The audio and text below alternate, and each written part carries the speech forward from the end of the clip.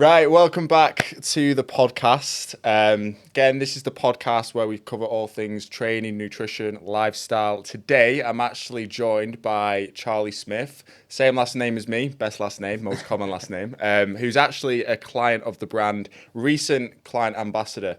Right, so you've recently just joined up as part of the ambassador program. What actually is like the structure of the ambassador program? Basically, at the minute, we just it's like organising client meetups and things like that, and then just pushing really just another social media way to show what it's like to be a client on a bit of a deeper level rather than it all just coming from the normal page. Pretty much. Yeah. Because one of the guys that I work with, he's like head ambassador now, so I think he's starting to like oversee Tucker. I'm not sure if you got in touch with him. Yeah.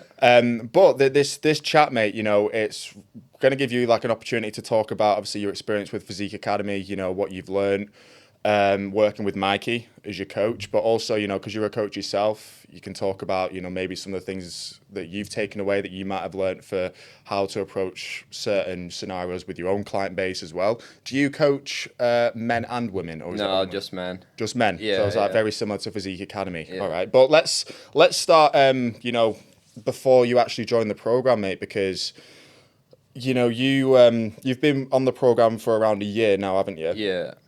Before you joined Physique Academy, like, what were the main struggles that you were having, with training, nutrition, or accountability, that sort of thing? Yeah, I think a lot of it, my training's always been a bit all over the place. I'm one of them people who goes extreme into one thing. And then all or nothing mentality. Yeah, bad on everything. So obviously I did MMA for about 6 years. Had fights in that, but then it was just breaking my body down. So I came to a point where when I started working for myself, obviously as a one-man band, it was kind of like, is the juice worth the squeeze here? Like if I break my leg doing a hobby, you'll be out for a while. Yeah, and then I can't work at all, and it just came to the point where I was like, I need to start doing something else.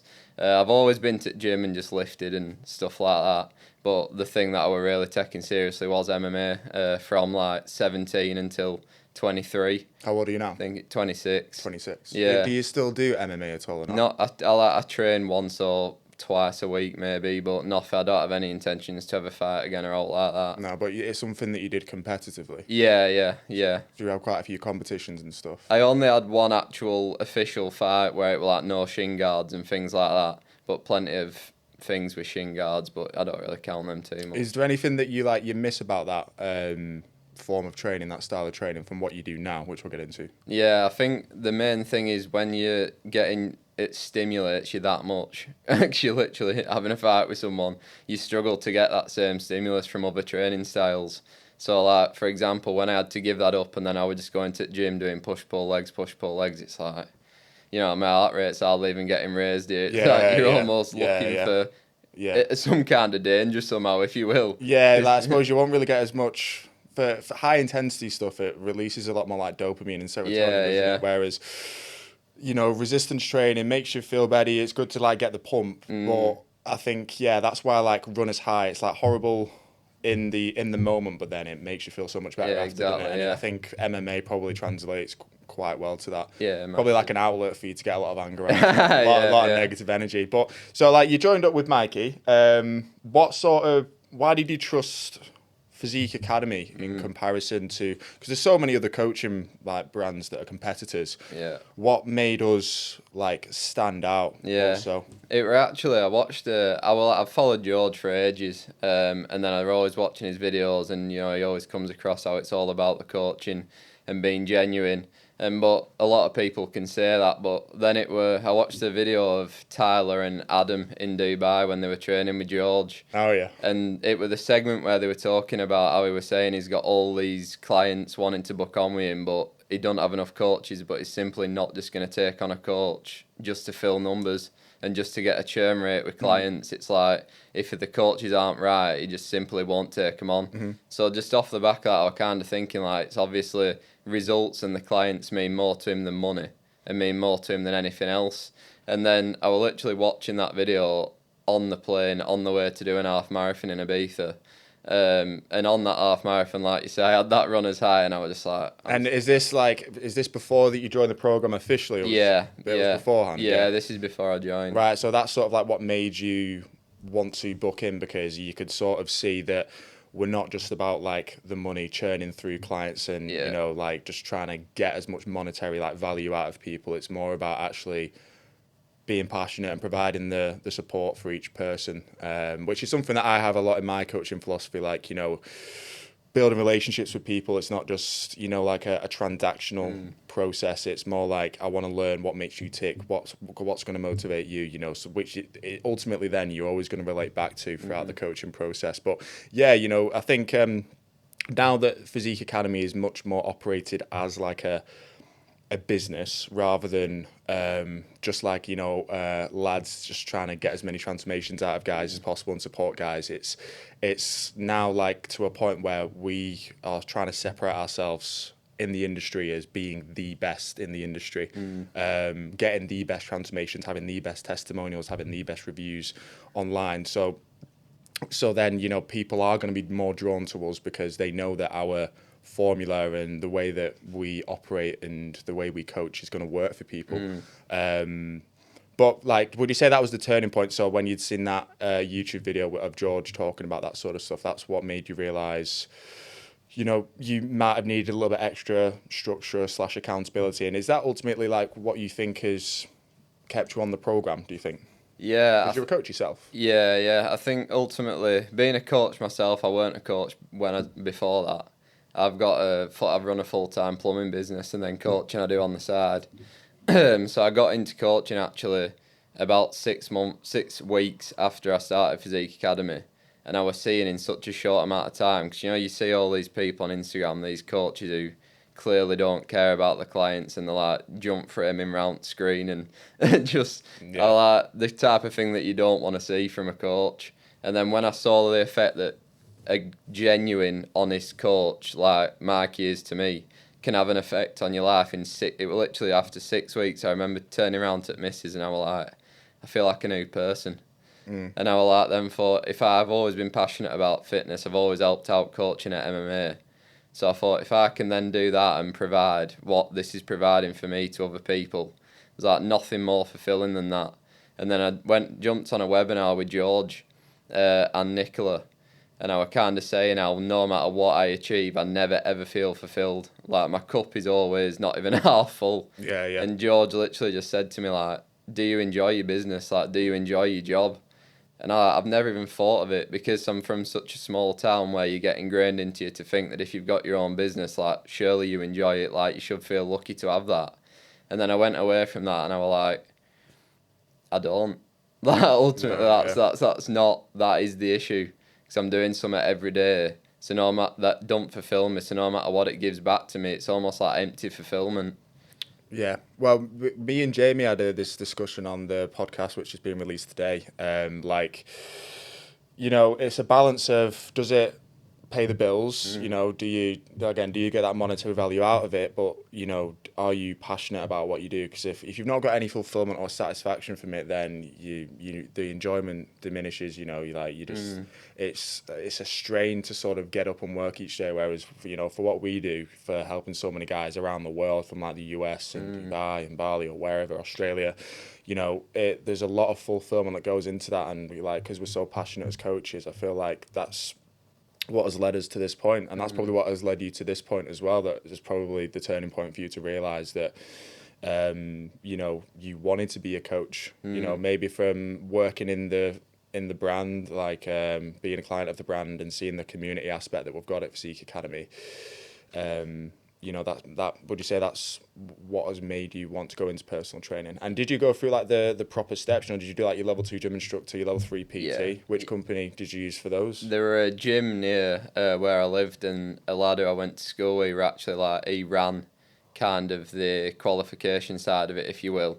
He's like been to uni and done all the masters and things like that, and he runs it. So I did it with him. So I did my level 2, level 3, and then I've done my nutrition level 4 as well.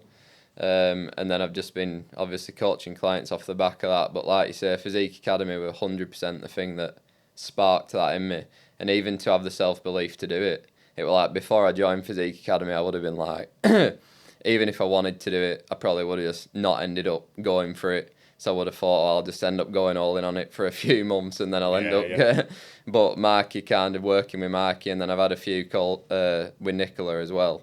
And just, Nicola's great. Yeah, just getting out of that mindset. 'Cause everything I was doing, it was just everything into it, and then I'd just burn myself out, and then it just won't happen. Yeah. Whereas Marky's taught me how I need to just be more steady with everything and more just put a bit of me into it and then let it grow organically rather than just trying to rush everything and just force everything, if you will. Yeah, but what do you think you've learned, like, from Mikey being your coach with your training, your nutrition, like starting out in the program to where you're at now? And obviously, you've done the initial 6 months. What has kept you on after 6 months that's allowed you to, or made you, stay on to do almost a year now? Yeah, I think I've learnt loads off Marky. Before I joined, I didn't kind of sign up to get extra knowledge, if you will, on training and nutrition.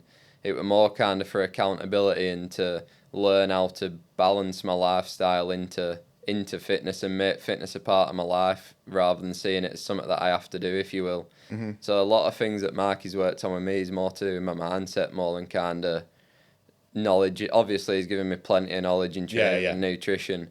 But like on my check-ins, for example, if he's ever asking if I've got any issues, that's normally around my mindset, if you will. Because I feel like with True Coach, it's amazing to follow, isn't it? Yeah. I mean, it's straightforward. Everything's laid out well for you, and that's why we sort of collab with them and partner with them when it comes to training programs. Is that something that you use for your own coaching as well now? Yeah.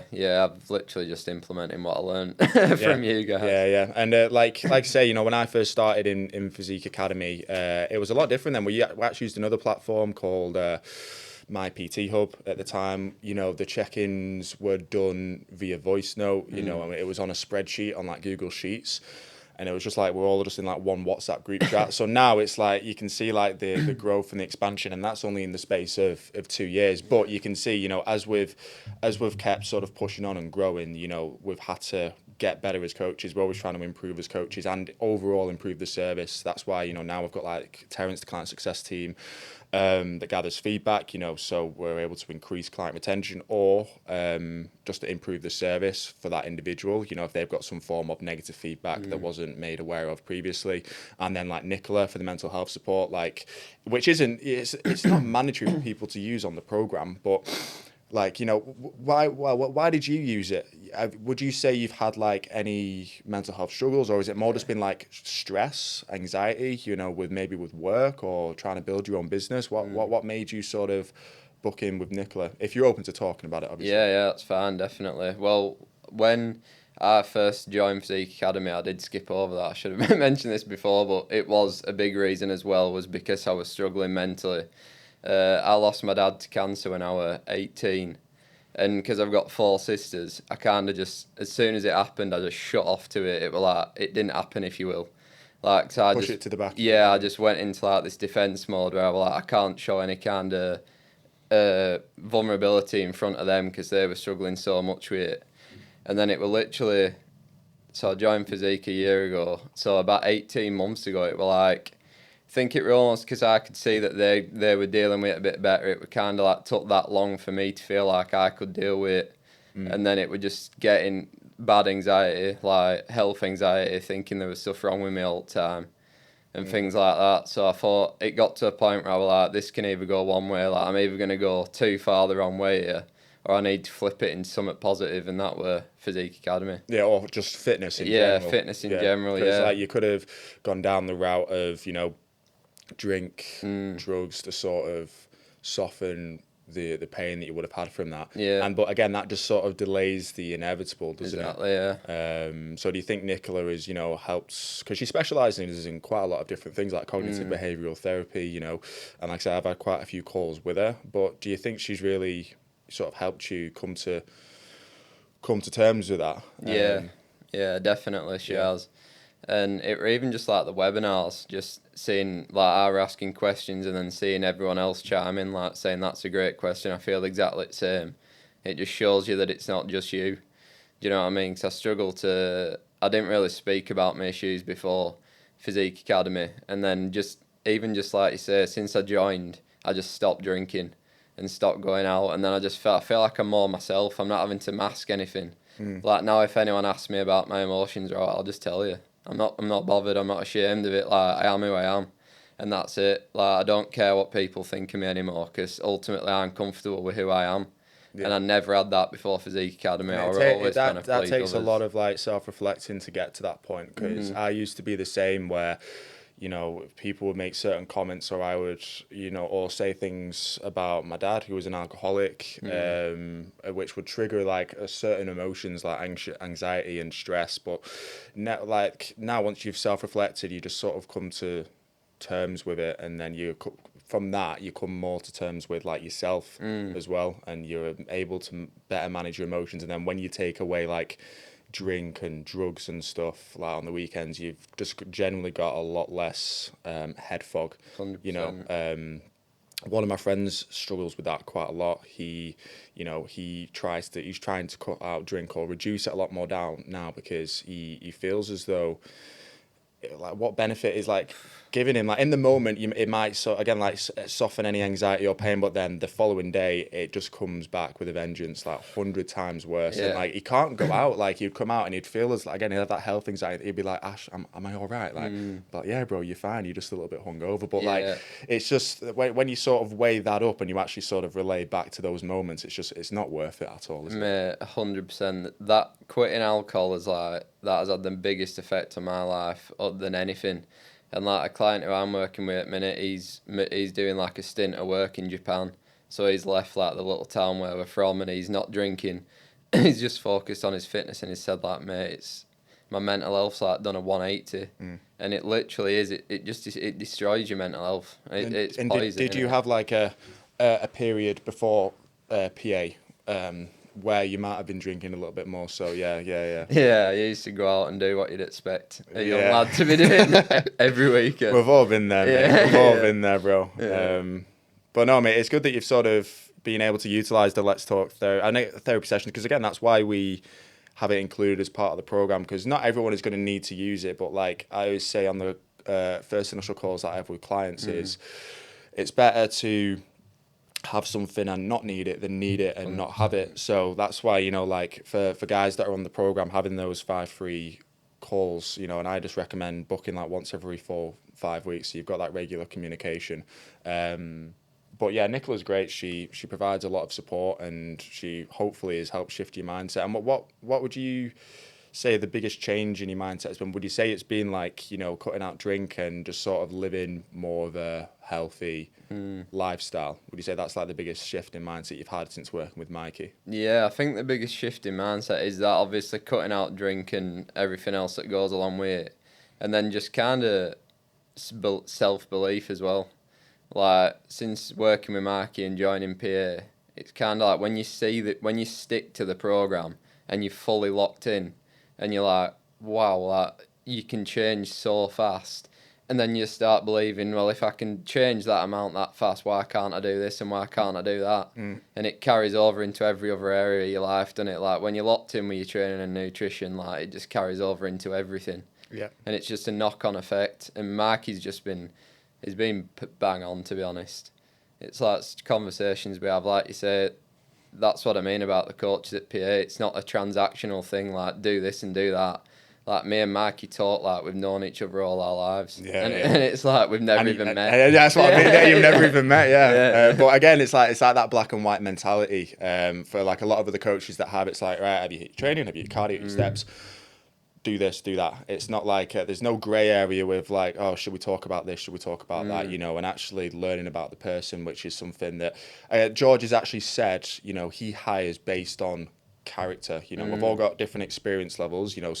Some coaches will have less experience, but they will do a lot better with their clients. And then when you actually look into it, it's because they've got more emotional intelligence and they're trying to build actual genuine relationships with each of the people that they work with, whereas someone might have done this degree, that degree, this qualification, that qualification, but if they've got a dry personality, you know what I mean? And it's sort of like, I've known PTs as well locally, since I started years ago, that might have been more out of shape, but then they stood next to the guy in the gym that's jacked, that has more experience, and they've got more like clients than the guy that's jacked. And then you Yeah, know, you've got to think.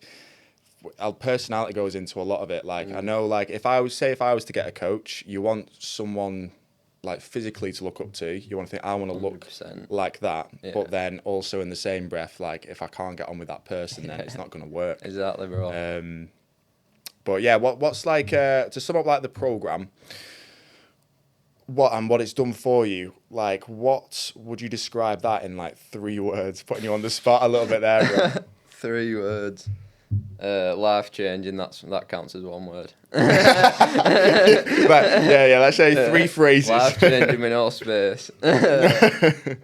Oh, life changing. Better than you'll ever imagine. And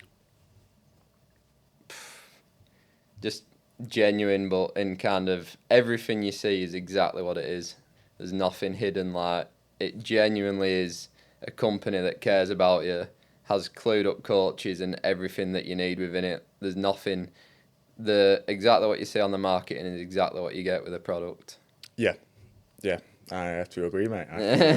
But let's move on to your current training, mate. So, like your current training with Mikey, what does a typical week look like? You know, how many training sessions are you doing? Yeah. I know you just told me before you've just done like a Hyrox simulation today. Is that something that like you've just done off your own back? Has Mikey programmed that for you? No, yeah, Mikey programmed that. So I'm just training for Hyrox Glasgow at the minute. So I'm just under 3 weeks out. So I'm doing quite a lot of training at the minute. I've just got 3 strength sessions and then 2 Hyrox base sessions. And I've got 4 runs a week. So quite a big training week. Are your 3 strength training sessions like full body? Is it push pull legs? Push pull legs, yeah. But then we've kind of focused, like my push days, for example. I'll start with overhead press because I've realised that on wall balls my shoulders fatigue before my legs, for example. Yeah. So we've like gone back and forth and spoke about certain ways that we can tweak it for me individually. And bring up weaker areas. 100%, yeah. Right. And your runs, so you're doing 4 runs a week. Yeah. What is that like? 1 zone 2, 1 interval threshold? Yeah, there'll be 1 threshold, 1 interval, and 2 easy. So zone 2. Right, so you're covering pretty much all bases, bro. What would you say has been like the biggest improvement in this training block leading up to Hyrox Glasgow? Has it been more like your strength? Has it been like running with fatigue, or has it just been generally like your running pace? Yeah, I think running with fatigue, definitely. I've always been a pretty decent runner. But when I first tried running, like after doing sleds, I was like, "Wow, what is going on?" Bro, it's the lactate build up, bro. Like that's something that I've started to do a lot of. Is just doing like intervals on like the bike and then going like straight into a run, or like you say doing like, you know, like 50 wall balls straight into like a woodway run, bro. And it takes some getting used to, bro. It's savage, innit? It's proper savage. But how has Mikey's sort of like coaching approach changed the way you have trained like beforehand? Because obviously, you know, you had that past experience before you joined the program. You know, like you say, it wasn't really the educational side of things that you've got the most out of. I'd say it's like the structure and accountability, isn't it? But the way that sort of Mikey has maybe shifted your training program and, you know, the way you train now, how has that sort of evolved and changed since you started a year ago? Yeah, since when I first started, I weren't too clued up. I'd always go out on runs, but every run I'd just be trying to PB. Like, there was no structure into what that. 5K, I want to get under 20 minutes every single time. Yeah, 100%. Like, especially carrying on from lockdown, it was just let's go out and just see how fast I can run every time. So Mikey's given me a lot of insight into like the different types of running and what you need to be doing really. And then in terms of even the training, like we've mixed it up quite a bit. Like we've sampled full body and things like that. And I do quite enjoy full body sessions. But ultimately, at the minute, I think when you're training alongside a Hyrox as well, you need to be keeping certain muscles fresh if you can for certain days, if you will. Like if you're doing 3 full body, then you're always going to be a bit sore for your intentional sessions, aren't you? Yeah, you are 100%, bro. Yeah, like you know, push pull legs is good because you're sort of having that recovery, aren't you, for the rest of the week? Then if you're doing like full body, like yes, the frequency increases, but then ultimately you're getting less recovery per muscle group, aren't you? Yeah, exactly. Especially with all the running that you're doing as well. Yeah. But before you obviously joined Physique Academy, you know, you're doing like your MMA stuff. Did you have like a strength and hypertrophy block then? Was it mainly strength and hypertrophy you were doing, or were you like trying to focus on your runs, but like you say, you were just sort of of like going out and trying to do like a 5K PB every time. No, yeah. When I trained MMA, I'd mostly just do like 2 gym sessions a week. So when I left school from like 15, I were in like you did back in the day, just training arms and pumping chest like all this. the time. Yeah. Just as you'd expect. And then when I went over to MMA, obviously your body, that is so rough on your body. So like going into the gym, you're just kind of you're more working towards your injuries. Like my groin is always in a weak area, so I'd just go into the gym and I'd do like a few sets of chest, then I'd be doing Copenhagen. And would you not be going like too heavy? Like you wouldn't be going kind of like moving lightweight fast for more tendon health and stuff like that. Yeah. But yeah, it would just kind of work. It was more just trying to work around injuries, to be honest, all the time. Yeah, I can get that. Yeah, more endurance, isn't it? How do like the check-ins work with, with Mikey? Like, what sort of feedback do you get from them each week, and how do you apply it? To your training. Yeah, it's good. The check-ins, I'm not one of them. Like, I think a lot of people, when it comes to check-ins, they kind of see it as like a chore, don't they? And they'll give you no feedback in the check-ins, whereas I'm definitely not like that. Yeah. I'll just tell him exactly whatever I need help with. Or sometimes, like, you'll have a really good week and it'll just be like, keep doing more of the same, but then I might put a bit more detail even about something else, something we've spoke about, even to do with our personal lives or whatever. Yeah, so it's always good. Like I say, it's like feels like he's one of my good mates. And we've never met. You're just sort of having a chin bag each week. Sometimes like when you've been on program for a year, there ain't gonna be a groundbreaking new fitness thing to speak about every. No, yeah, that's what I mean. Yeah, and this was going to be my next question, bro. Like, because one of the guys that I work with, some questions now. I've worked with him for a long time, and asked him. Yeah, there's the stress question in your questionnaire each week, and he started to get like a bit annoyed about it because he was basically always stressed. It's like every week, I'm stressed. I'm stressed. And then he said he didn't really want to talk about it too much anymore. So I just said, just put down that it's not applicable for that week if you don't want to talk about it. So would you change anything about like the check-in questions or the check-in process? Do you find anything samey? Because we try and make it so that it's not like that. Each week, right, well, this week we're going to focus on sleep quality, this week we're going to focus on hydration, setting a challenge, things like that, supplementation, whatever. So what do you think sometimes, it can be a little bit same, or is it something that you think doesn't really need any amendments or any changes? I don't think it needs amendments. Like you say, it does get mixed up every now and again, and it's like, why do you need fresh questions every week? Like, the questions are there because they work, and that's the information that you need as a coach to give the client the most help. So it's like with diet, when people are saying like, oh, I'm sick of eating the same 3 meals, it's like you don't need to have a different food on a different meal every single day. It's like, that's what works. And the same with training, like where you might get a client who wants to change out their exercise every single week. It's like there is a reason why we've set these certain things, and it's because that's what works. It's boundaries and it's principles. Like you don't need super loads of variety in trade. Like fundamentals work. Like I would put a lot of my progress early on down to literally just sticking to the same movements each week, 100%. Which I enjoy, as long as you're training with intent and you're eating, you're fueling your body the right way, you are going to progress. But I think social media is to blame for a lot of that, because 100%. You go on like your explore page or your For You page on TikTok, and it's just like, try this to hit your obliques and like all these like unique and weird exercises. So it's influencers, I'd say. Is there anything like about the coaching process that did actually surprise you though? Oh, I think I'd just have to go back to again, like how untransactional it does feel.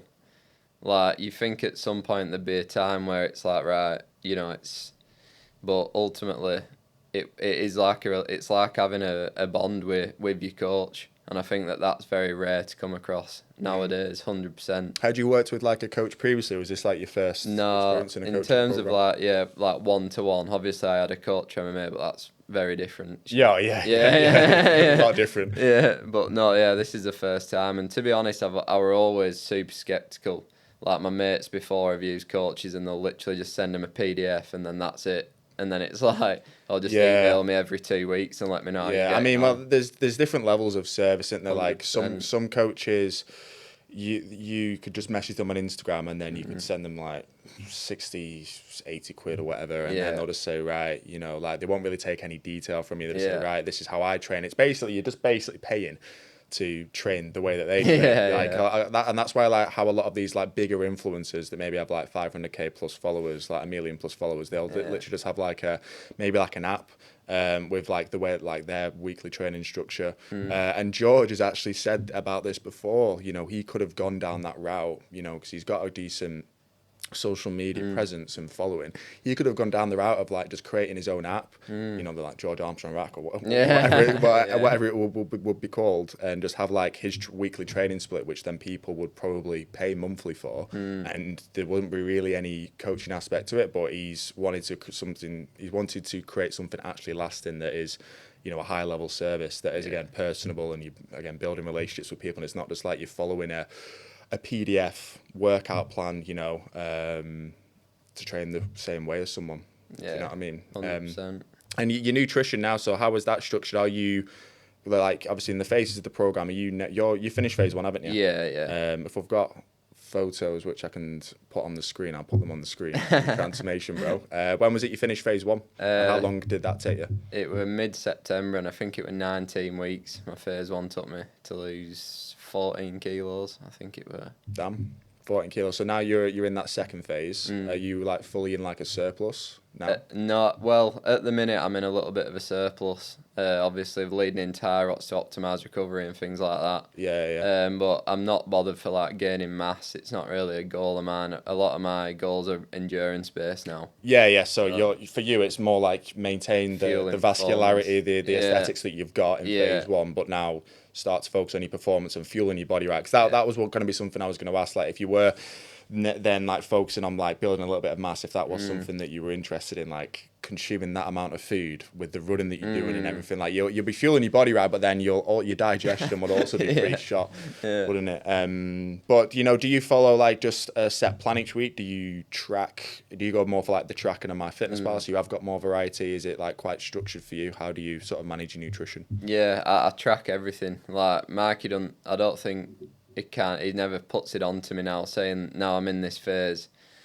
But I think I love tracking. I know some people find it like a pain, but I actually enjoy it. I love seeing like what I've eaten at the end of the day, and then you've got that information for yourself. So it's like, right, if I did a run today and I felt amazing, what did I eat yesterday? How many calories? What carb sources, for example? Yeah. I love having that feedback all the time. Like, I get obsessed with stuff like that. Anything to do with nutrition. Yeah, like if you've consumed something different before you run and you felt amazing, like what simple carb what was it? Yeah, what were the difference glucose between the time when I felt crap? Like, obviously it can be many things, but was it that nutrition?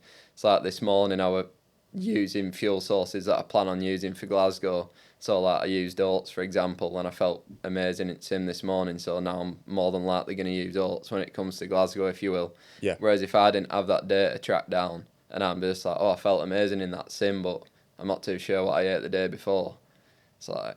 Yeah, 100%. And have you like done a Hyrox before? Yeah. No, first one. No, this is my first one. Have you done any other like events, or is this like your first event? I did that the week that I finished phase 1. I did that David Goggins challenge, that 4-4-4. That's right, you did, bro. Yeah, I remember that. Yeah, that's like the biggest event I've done. And do you have like for like nutritional strategy? Did you have like a carb loading strategy leading up to that? Yeah, with Mikey. To be honest, for that 4-4, I decided I was doing it 2 days before. So start stuffing your face full of carbs. Yeah, it was on the anniversary of my dad passing when I did that. Right. So I was just like, I've just finished phase 1. I was on this massive high, and then I'd kind of seen it, and I was like, I wouldn't mind doing that. And then I just thought, this is lined up perfectly. It was forecast good weather for that weekend.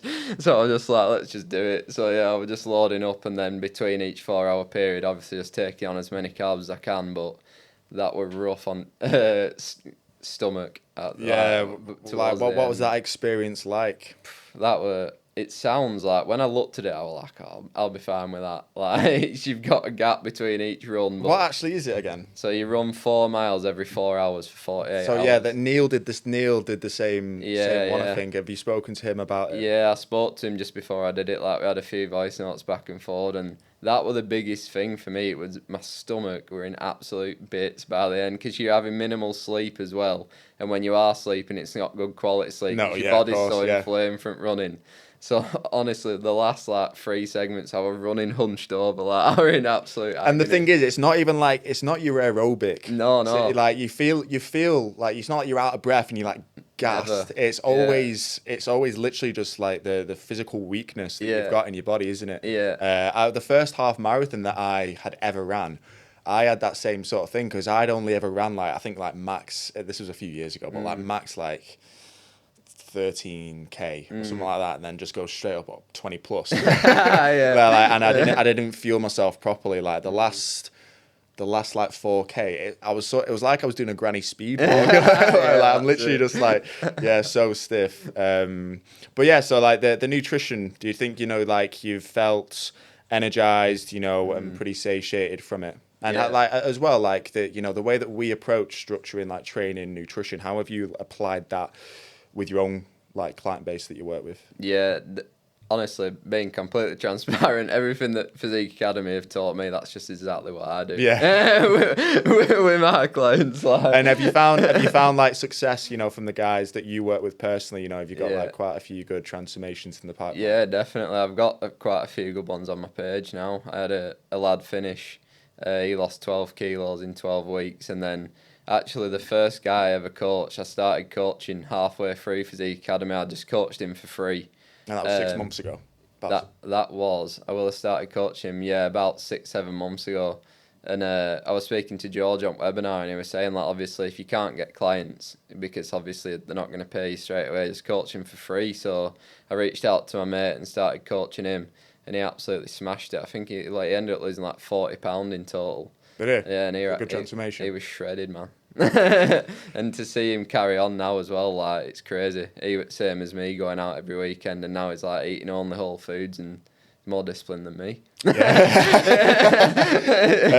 But no, I completely agree, bro. Like when you first started out as a personal trainer or a coach, like you've not got any social credibility. Like, you might be in good shape, but then people, what they want to see examples of proven results before they before they make that leap. But then once you it's always the first few which are the hardest. And again, if you're working for free, which I did as well back in like 2019, 2018, but then once you do have that, and you've got that to showcase, say this is what I've achieved, this is what you could achieve, then people are gonna sort of buy into it a little bit more.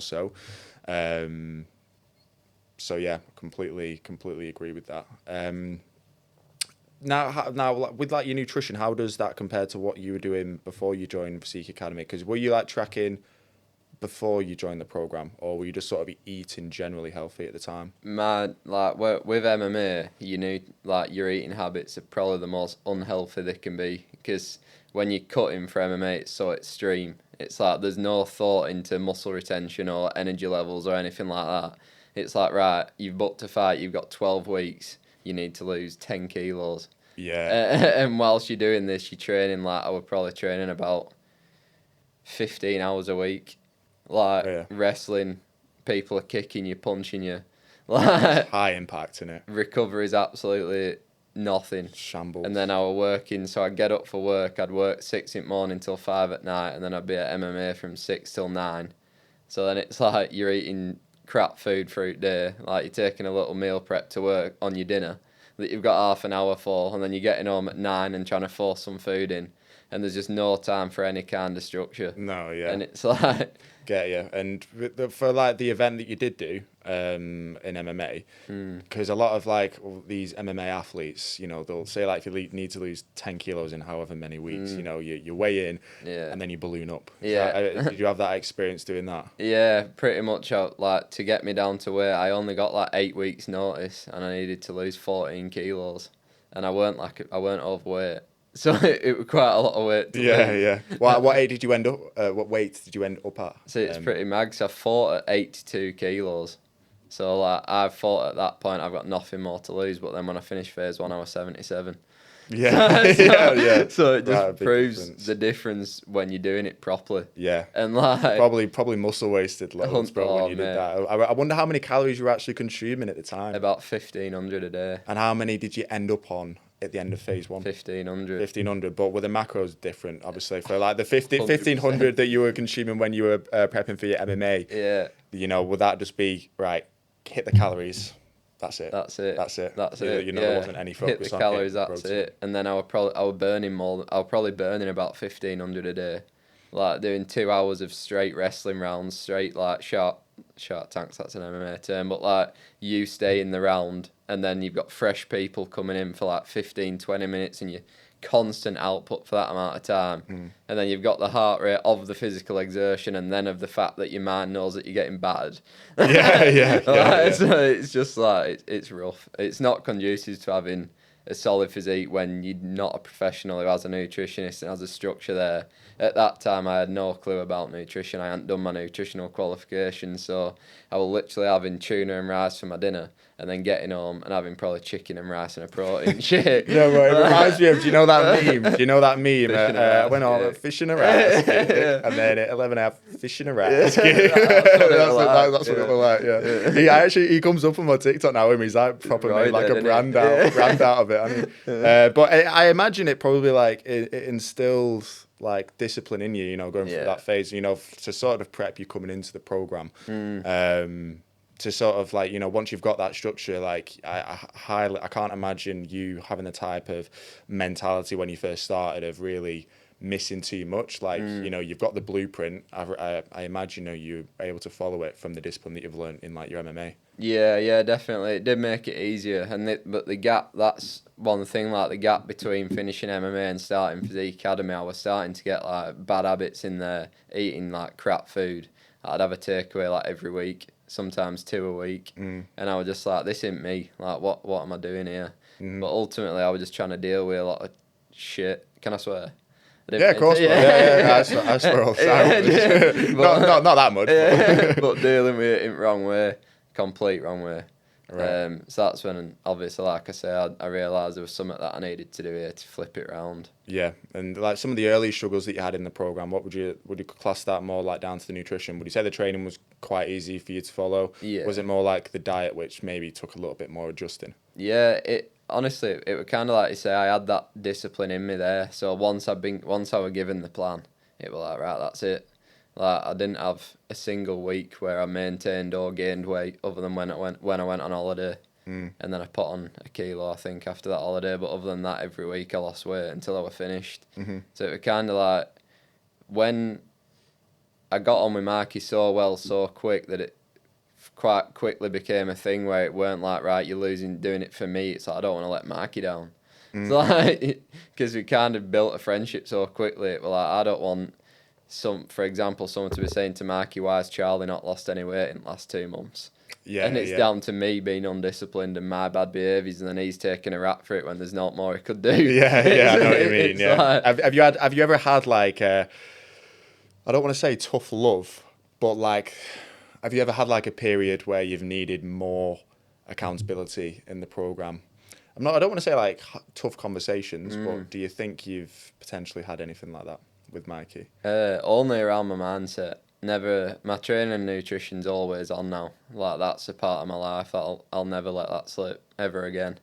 That's just who I am now. But my mindset, definitely, like, I'm such a, like I said, all or nothing. And then we worked through it all phase 1.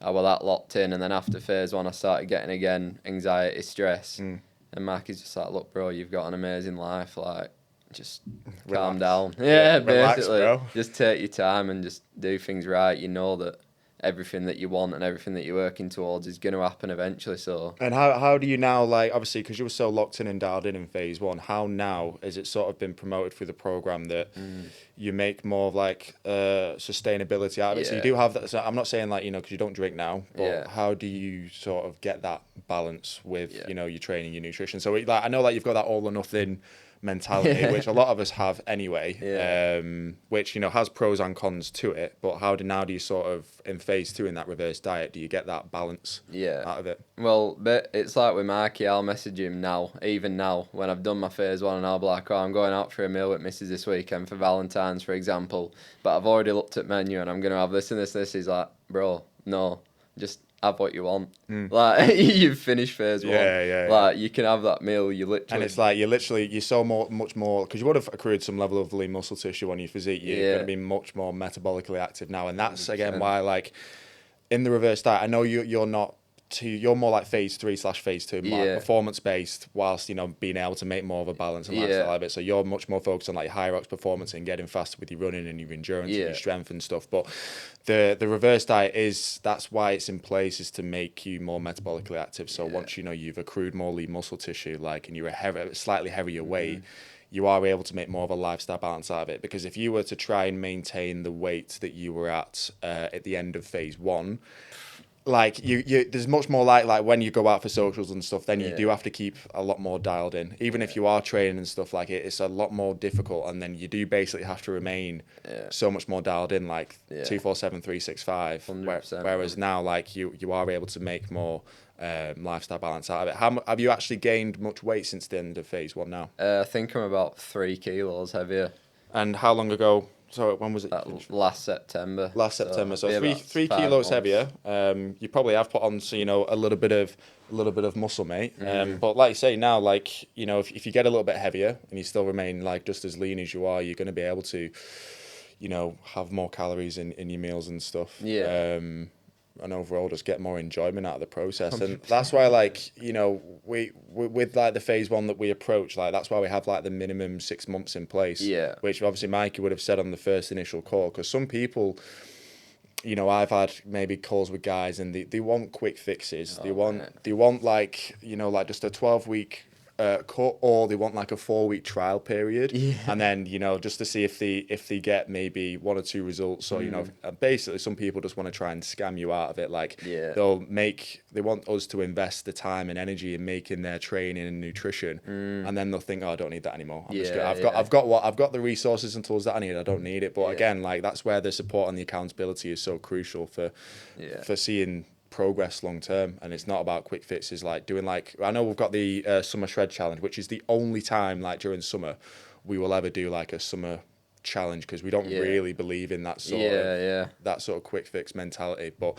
I think, you know, the longer, more sustainable journeys are much better, because you learn more about yourself, you learn more habitually, and like now you've completely shifted your identity as part of who you are. So, and if you would have just maybe cut for 3 months and then just sort of like cut it off, then you wouldn't have really learnt much. 100%. You would have learnt more really to hate the process and actually enjoy the process. You know what I mean? That's one thing I've taken away from Physique Academy. Like, if people come to me now and say, can I do an 8-week cut, I'm just like, no.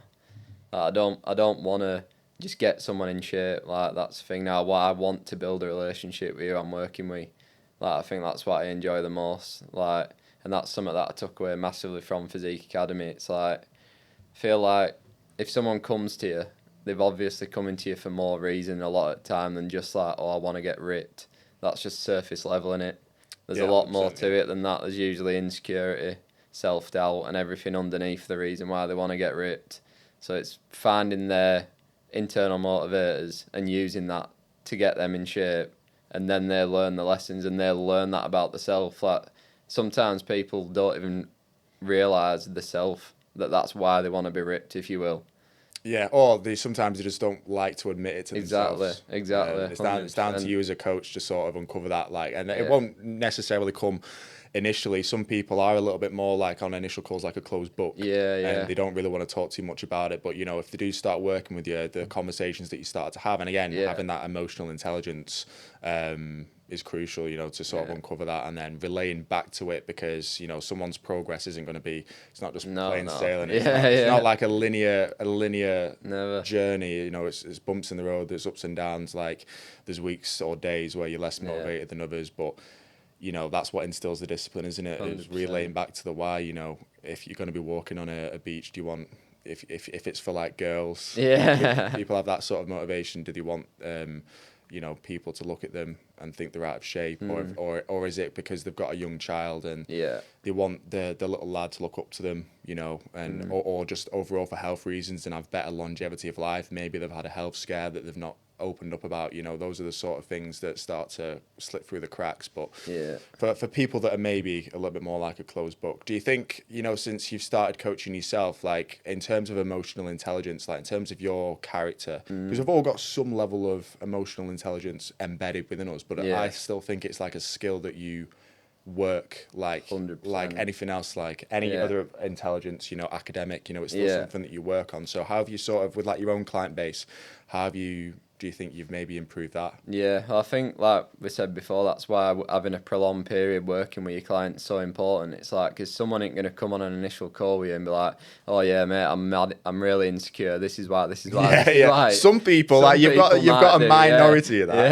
Yeah, but a lot of people are going to come to you with a surface level reason, and then you work with that person and you find that out. And then, like you say, especially like got like a bigger client at the minute, and like those, you have to keep them super ingrained, don't you? And keep them on the program and really use the reason why they've started the program to keep their attention on it.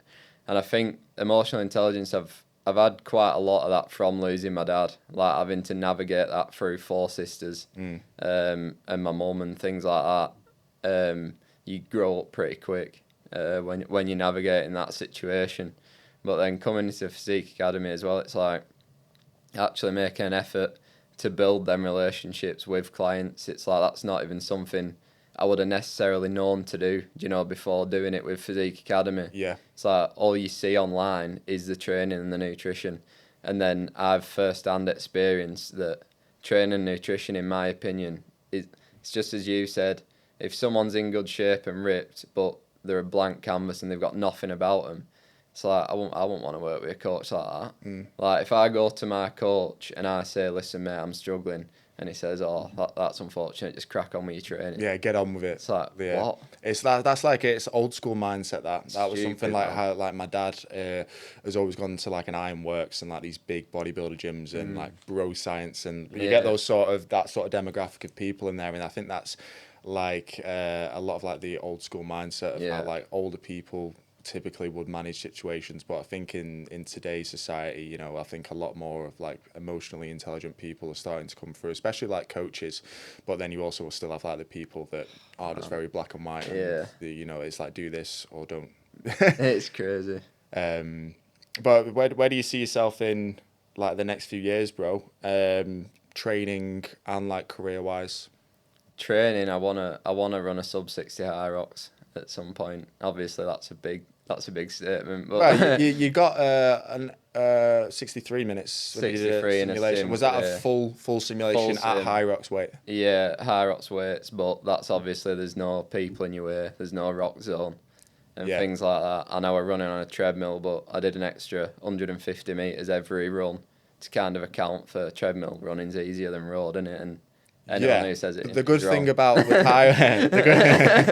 the good thing about with Hyrox is it is all flat. It's not like if you're prepping for a half marathon. Yeah, it's a lot different. You have to account. You don't know what the terrain's going to be like or what the incline's going to be like. Which is obviously massively going to impact like your paces and stuff. Yeah. So you want to run a sub 60 Hyrox. Yeah. What about career wise, coaching? Yeah. How do you want to sort of develop? Career-wise, ultimately, my end goal has always been to end up a coach at Physique. That's been my goal, kind of. That's the reason why I coach people for free. It's the reason why I'm coaching now. That is my end goal. Kind of, that's where I want to be. I'd rather do that than be a coach for myself or anything like that. I want to be a part. Well, it's like it's a brotherhood, isn't it? Exactly, there's like 20 of us, and again, it's not just coaches. I think a lot of people look at the brand and they just see like coaches on the page, but there's a lot of people in the back end, and there's people that work in the consultation calls that sign people up, that then pass people on to the coaches. We've got like a full marketing team, we've got copywriters, there's like 40-50 in total. So but like we have got that we are really trying to build that sort of online community, because like you say, you've never met Mikey, and I'm the first coach you've actually met, but how like online it can like there are difficulties with trying to create that sort of community, and that's why we are doing like we're like the ambassador role. You know, we're trying to create more like meetups. We've got the US summit in June. When is the next like ambassador?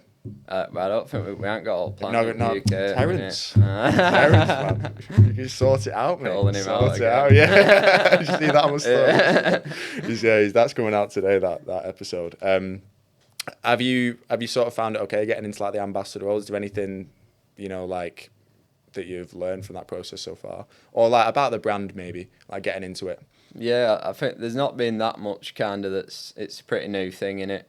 So I think we're just kind of all getting familiar with what it is that we need to be doing, if you will, at the minute. Like, we've got a call with Tucker on Monday, like, saying what specifically it is that we should be doing as an ambassador. But I think ultimately it's going to come down to, like, just organising meetups and things like that. Yeah. And Tucker's actually a client that I work with who's now apparently, from what he said, head ambassador, so, you know. And I think he was having a little bit of a struggle getting into that, because I think he has the mindset of like he wants to create quite a big positive impact. And you know, it's still all new. There's still some things just being ironed out. You know, like any new process that we bring in, like you were going to have kinks that we need to iron out, but then you know that's why we have it in place, really. Right, is there anything you wanted to sort of ask me, mate? There's not too much more I've really got to go over, to be honest. Putting me on the spot. I know. I always ask this, mate. I always ask this, but trying to think if there's anything else we can go over. If someone was on the fence about joining Physique Academy, what would you say to them? Just 100% do it. Like, I put a post about this on my ambassador page the other day. It's like, knowing what I know now and what I've learned from it, like, I think a lot of the time people are going to use finances and time as an excuse, aren't they? But I would give every penny I had and every minute that I had spare to do it.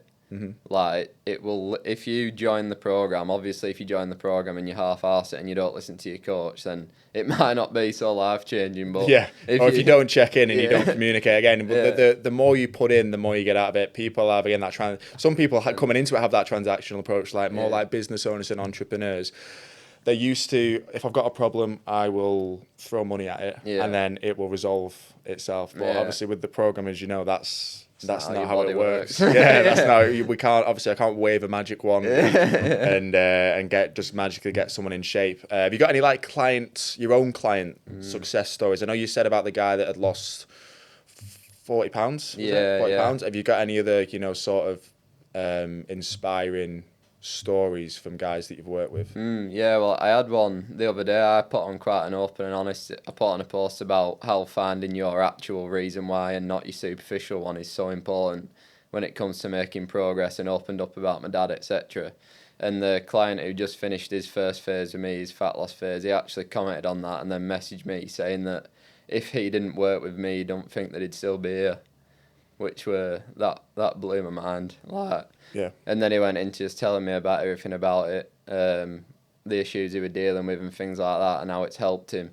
And that were just, to me, that were probably, I think the moment of one of the most fulfilling moments of my life, to be honest. Like, I were almost in tears. Like when I were reading the message you sent me, it was just like how it's crazy how you can have that impact on someone just by being a good person and actually caring about them.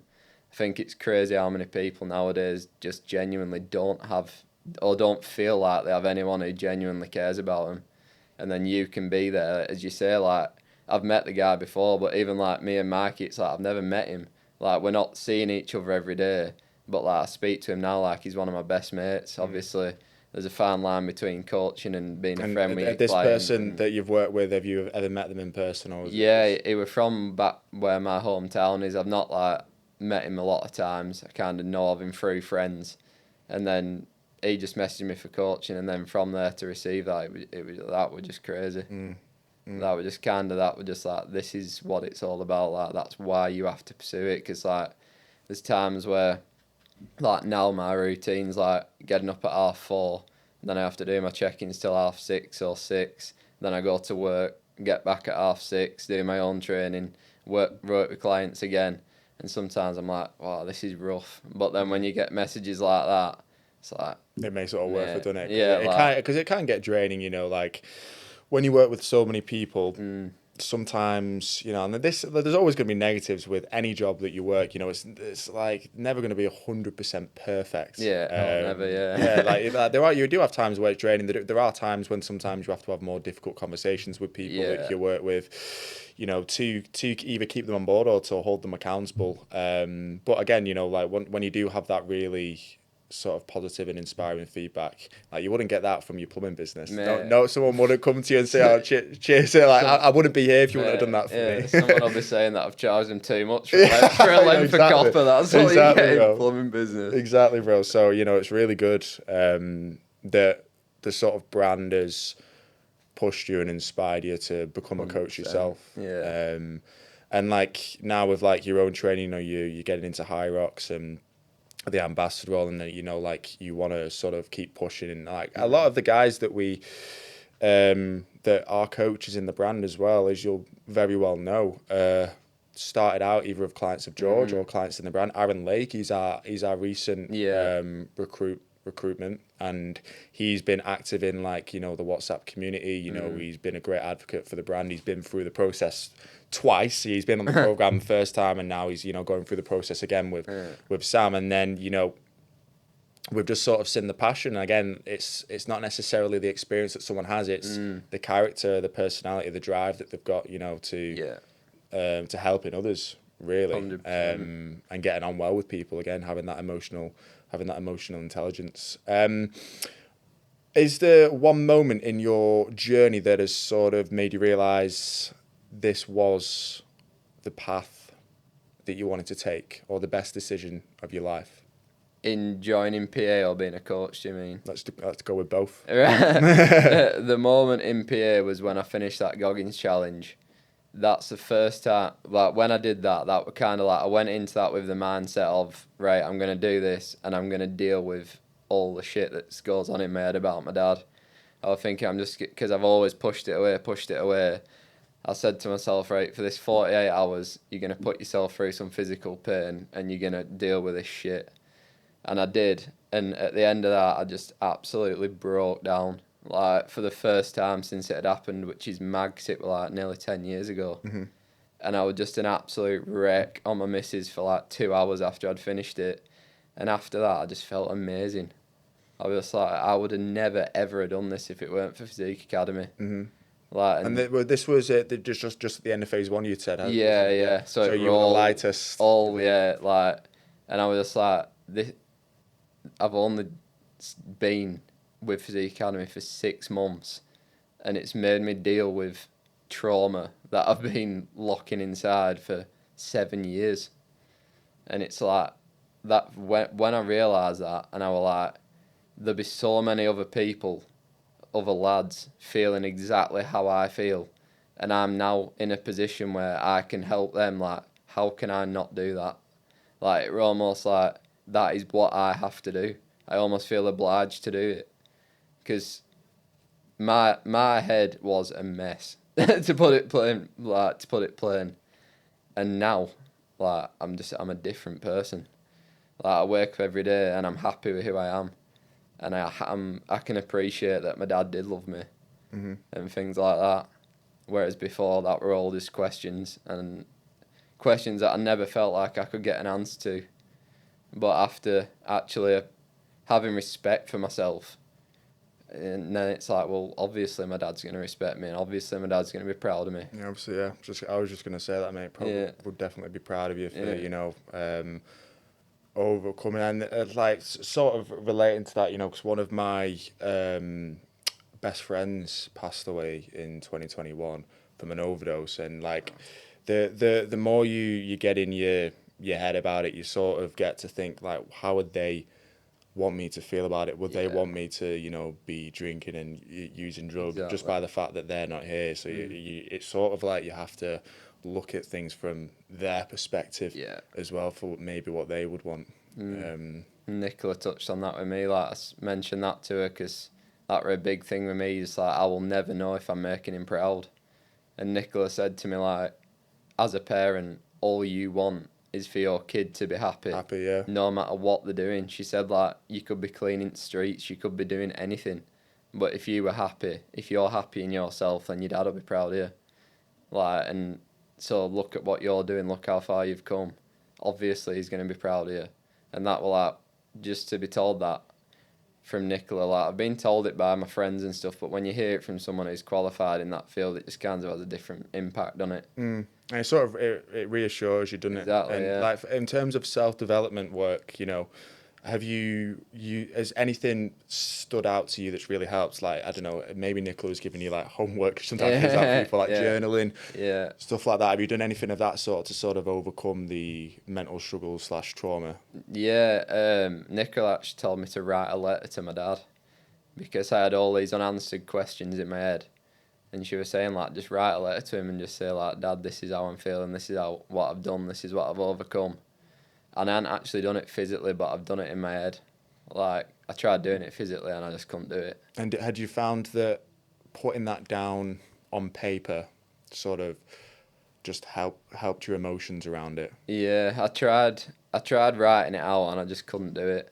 So I just kind of wrote it in my head, if you will, and I know it's there and I know what it said. Mm-hmm. But ultimately that was one of the most, like, powerful things ever. I was just like, because I think, especially people like us who are so passionate and want to achieve things, we're always just kicking the bucket. Like, we're never happy where we are. We'll be living in something that we once said we'd be happy when we get there, and then we've just moved the goalpost.